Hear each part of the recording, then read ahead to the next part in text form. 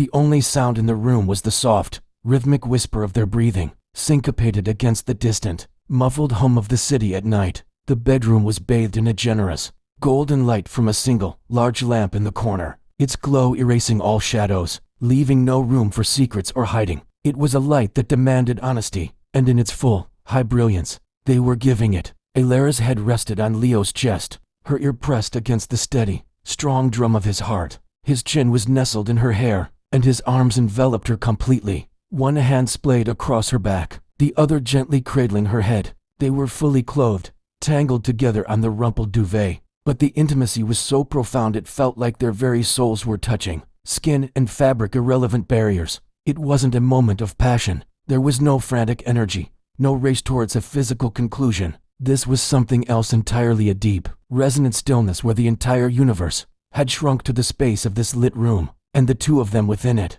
The air was thick, with a warmth that had nothing to do with the temperature, and everything to do with the raw, unguarded vulnerability passing between them. Leo's thumb began to move, a slow, absent-minded caress against the wool of her sweater. It was a small motion, but in the absolute quiet, it felt like a monumental declaration. Elara closed her eyes, absorbing the sensation, letting it travel through her body and settle in the aching hollow of her chest. She had come here tonight with a weight so heavy she could barely stand, and without a single question, he had simply opened his arms. He had known. He had always known. He shifted slightly, not to pull away, but to adjust his position, to hold her more securely. In that movement, she felt a tremor run through him, a slight, almost imperceptible shake that spoke of his own suppressed emotion. This was not just about comforting her. This was a shared burden, a mutual longing for a sanctuary that only the other could provide. Gently, he tilted her chin up. Her eyes,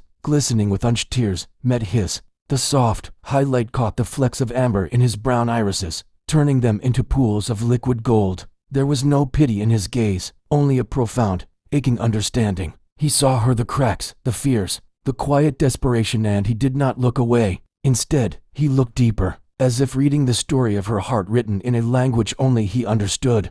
A single tear escaped, tracing a slow path down her temple and into her hairline. Leo didn't wipe it away. He simply watched its journey, his own expression a mirror of her emotion, his throat working slightly as he swallowed hard. The silence between them was not empty. It was dense, layered with everything they had never dared to say aloud. Words would have been clumsy, inadequate tools here. They would have shattered the delicate, perfect understanding that existed in the space between their shared breaths. He brought his hand up from her back and slowly, so slowly, cupped the side of her face.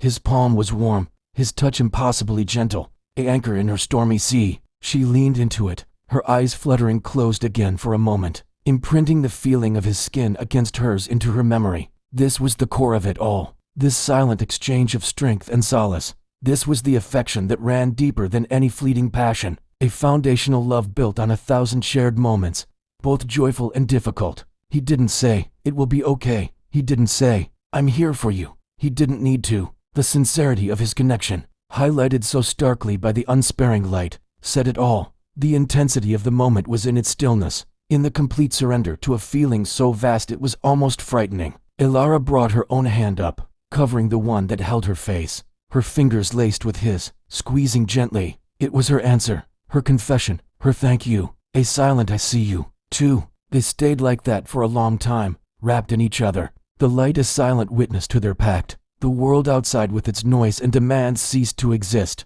There was only this room, this light, this breath, this heart beating against another. It was a moment of pure emotion, a longing not for something more, but for this exact feeling to last forever, a perfect, fragile, and utterly sincere connection, where the deepest affection was communicated not with words, but with the sacred, silent language of a shared embrace.